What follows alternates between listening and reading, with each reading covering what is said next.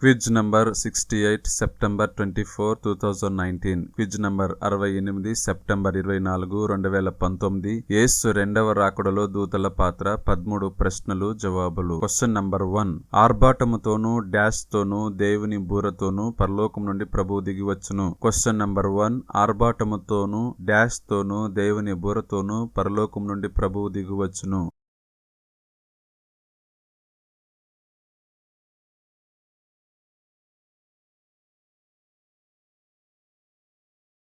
ప్రధాన దూత శబ్దముతోనూ ఆర్భాటముతోనూ ప్రధాన దూత శబ్దముతోనూ దేవుని బూరతోనూ పరలోకము నుండి ప్రభువు దిగివచ్చును. Question number 2. యేసు రెండవ రాకడలో ఆర్భాటము, ప్రధాన దూత శబ్దము, దేవుని బూర ఈ శబ్దములు ఎందుకు వచ్చును? Question number 2. యేసు రెండవ రాకడలో ఆర్భాటము, ప్రధాన దూత శబ్దము, దేవుని బూర ఈ శబ్దములు ఎందుకు వచ్చును?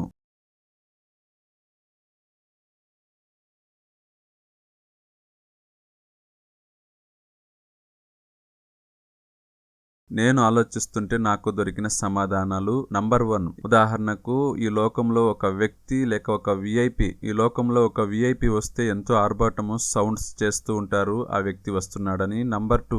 ఒక ఎమ్మెల్యే, ఒక ఎంపీ, ఒక సీఎం వస్తే వారి రాకను తెలియపరుస్తూ పెద్ద పెద్ద సౌండ్స్ తో, శబ్దముతో అనౌన్స్ చేస్తూ ఉంటారు, పలానా విఐపి లేకపోతే పలానా అతి ముఖ్యమైన వ్యక్తి వస్తున్నాడని. నంబర్ 3. మరి ఈ లోకాన్ని నోటి మాటతో సృజించిన రాజులకు రాజు, ప్రభువులకు ప్రభు వచ్చినప్పుడు ఎంతో ఆర్భాటము, ప్రధాన దూత శబ్దము, దేవుని బూర శబ్దము ఖచ్చితంగా వస్తుంది. ఆయన రాకను ఆ శబ్దము ద్వారా తెలియపరుస్తాడు. నంబర్ 4. క్రీస్తునందు నిద్రించిన వారు గాఢ నిద్రలో ఉన్నారు. సో వారిని లేపడానికే అంత పెద్ద సౌండ్స్ తో ప్రభు దిగి వస్తాడని ఇంకొంతమంది అభిప్రాయం. ఇదే మాటలు మనం మత్తయి సువార్తలో అర్ధరాత్రి వేళ, మత్తయి సువార్త 25వ అధ్యాయం 6వ వచనం, అర్ధరాత్రి వేళ ఇదిగో పెండ్లి కుమారుడు అతనిని ఎదుర్కొన రండి అని కేక వినబడిను. సో 5 మంది బుద్ధివంతులు, 5 మంది బుద్ధి లేనిటువంటి కన్యకులు, 10 మంది కన్యకుల విషయంలో అర్ధరాత్రి వేళ పెండ్లి కుమారుడు వచ్చినప్పుడు ఒక పెద్ద సౌండ్ లేక కేక వినబడింది. సిద్ధపడిన వారు లోపలి వెళ్లారు, సిద్ధపడకుండేటువంటి వారు బయట ఉండిపోయారు. సో కేక అనేది మనం గమనించగలం. పెండ్లి కుమారుడు వచ్చినప్పుడు ఒక కేక వినబడింది. కేక అనేది ఒక పెద్ద సౌండ్ లేక ఒక శబ్దము వినబడిను, పెండ్లి కుమారుడు వస్తున్నాడని. సో నాకు తెలిసిన ప్రకారంగా ప్రభు రెండో రాకడలో వచ్చినప్పుడు ప్రధాన దూత శబ్దము, దేవుని బూర శబ్దము ఎందుకు వస్తాయి అంటే, ఒకటి, ప్రభువు వస్తున్నాడు, ఆయన పెండ్లి కుమారుడుగా మధ్యాకాశానికి వచ్చినప్పుడు ఖచ్చితంగా ఆయన వచ్చినప్పుడు ఒక పెద్ద సౌండ్ వినబడుతుంది. ఖచ్చితంగా ఆయన రాకను ఆ సౌండ్ ద్వారా తెలియపరుస్తుంది. రెండోదిగా, ఎవరైతే ప్రభువును విశ్వసించి నిద్రించి ఉన్నారో లేక ప్రభువులో ఈ లోకయాత్ర ముగించి ఉన్నారో వారందరూ గాఢ నిద్రలో ఉన్నారు కాబట్టి వారందరినీ లేపటానికి ప్రభు మధ్యాకాశానికి దిగి వస్తాడని ఆ సౌండ్ రావచ్చు. ఈ 2 ఆన్సర్స్. ఒకటి, ప్రభువు పెండ్లి కుమారుడుగా దిగి వస్తున్నాడు కాబట్టి ఆ ఒక రాకను తెలియపరచడానికి ఆ సౌండ్ వస్తుందని. నంబర్ 2, ప్రభువునందు ఎవరైతే నిద్రించి ప్రభు కోసం జీవించి లోకయాత్ర ముగించి ఉన్నారో వారిని లేపటానికే ప్రభు వచ్చినప్పుడు ఆ సౌండ్ వస్తుందని నేను అనుకుంటూ ఉన్నాను. సో ఇది నా ఆన్సర్. దీనికంటే బెస్ట్ ఆన్సర్ మీ దగ్గర ఉంటే దయచేసి కామెంట్ బాక్స్ లో రాయగలరు. Question number 3. మత్తయి సువార్త 24వ అధ్యాయం 31వ వచన ప్రకారం యేసు తన రెండవ రాకడలో ఏ బూరతో తన దూతలను పంపును? Question number 3. మత్తయి సువార్త 24వ అధ్యాయం 31వ వచన ప్రకారం యేసు తన రెండవ రాకడలో ఏ బూరతో తన దూతలను పంపును?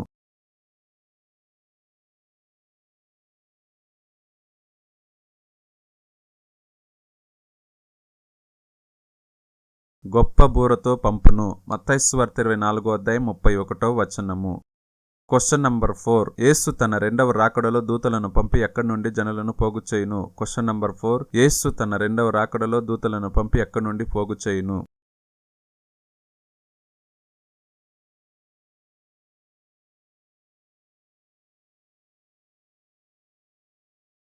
ఆ చివరి నుండి ఈ చివరి వరకు నలుదిక్కుల నుండి, ఆ చివరి నుండి ఈ చివరి వరకు నలుదిక్కుల నుండి పోగు చేయును. మత్తయి సువార్త 24వ అధ్యాయం 31వ వచనం. Question number 5. యేసు తన రెండవ రాకడలో దూతలను పంపి ఎవరిని పోగు చేయును? Question number 5. యేసు తన రెండవ రాకడలో దూతలను పంపి ఎవరిని పోగు చేయును?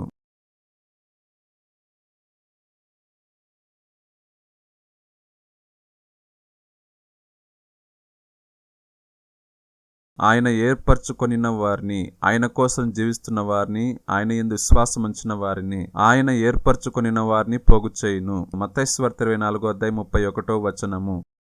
Question number 6. యేసు పరలోక రాజ్యం గురించి పొలములోని గురుగుల ఉపమానాన్ని వివరిస్తూ దేవదూతలు ఎవరని యేసు చెప్పెను. Question number 6. యేసు పరలోక రాజ్యం గురించి పొలములోని గురుగుల ఉపమానాన్ని వివరిస్తూ దేవదూతలు ఎవరని యేసు చెప్పెను.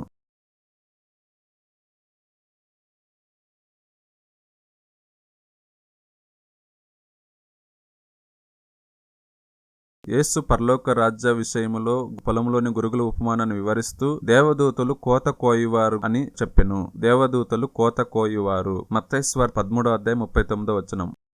Question number 7. దేవదూతలు వచ్చి ఎవరిలో నుండి దుష్టులను వేరుపరచుదురు. Question number 7. యేసు రాకడలో దేవదూతలు వచ్చి ఎవరిలో నుండి దుష్టులను వేరుపరచుదురు.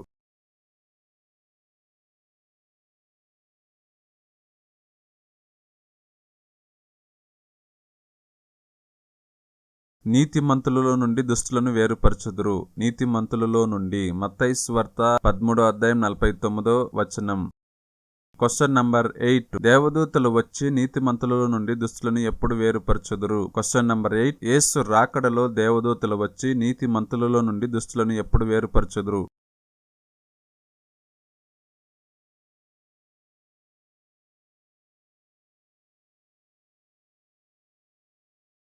యుగ సమాప్తి యందు.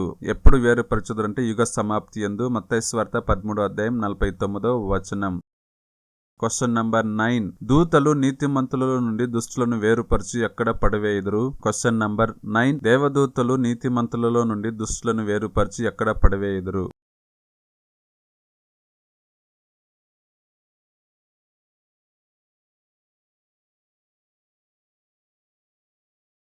అగ్నిగుండములో పడవేయుదురు. నీతిమంతులలో నుండి దుష్టులను వేరుపరిచి అగ్నిగుండములో పడవేయుదురు. ఎందుకనగా వారు ప్రభువునందు విశ్వాసం ఉంచలేదు, ప్రభు పైన వాళ్ళు నమ్మకం ఉంచలేదు గనక, ప్రభువును నమ్ముకోలేదు గనక అగ్నిగుండంలో పడవేయుదురు. మత్తయి సువార్త 13:50. Question number 10. ఈ క్విజ్ ద్వారా మనం నేర్చుకునే పాఠము లేక సారాంశం ఏంటి. Question number 10. ఈ క్విజ్ ద్వారా మనం నేర్చుకునే పాఠము లేక సారాంశము ఏంటి.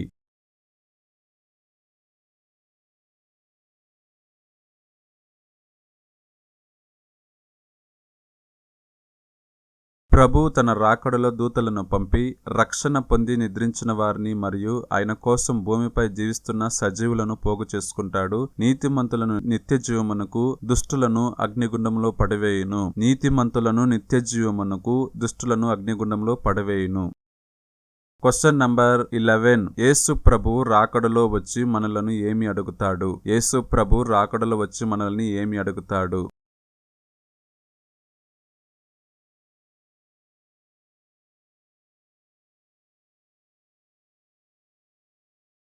యేసు ప్రభువు రాకడలో వచ్చి మనల్ని లెక్క అడుగుతాడు. మేబీ ఈ రెఫరెన్స్ వచ్చి 1 కొరింథీ 3 అనుకుంటా. 3:15. Question number 12. ఈ క్విజ్ లో దేవుని గుణగణాలలో ఏ గుణము మనకు కనిపిస్తూ ఉంది. ఈ క్విజ్ లో దేవుని గుణగణాలలో ఏ గుణం మనకు కనిపిస్తుంది.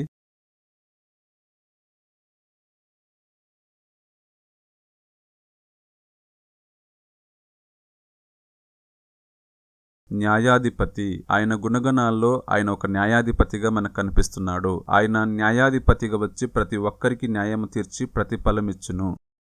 Question number 13. ఒక వ్యక్తి ఆయన రాకడలో ఎత్తబడాలి, ఆయన ఏర్పాటులో ఉండాలి, అతడు నీతిమంతుని గుంపులో ఉండాలి, అగ్నిగుండంలో నుండి తప్పించబడాలి, ప్రభువుతో సదాకాలం జీవించాలి అంటే ఒకే వాక్యంలో ఏమని జవాబు చెప్పగలరు. Question number 13. ఒక వ్యక్తి ఆయన రాకడలో ఎత్తబడాలి, ఆయన ఏర్పాటులో ఉండాలి, అతడు నీతిమంతుని గుంపులో ఉండాలి, అగ్నిగుండము నుండి తప్పించబడాలి, ప్రభువుతో సదాకాలం జీవించాలి అంటే ఒకే వాక్యంలో ఏమని జవాబు చెప్పగలరు.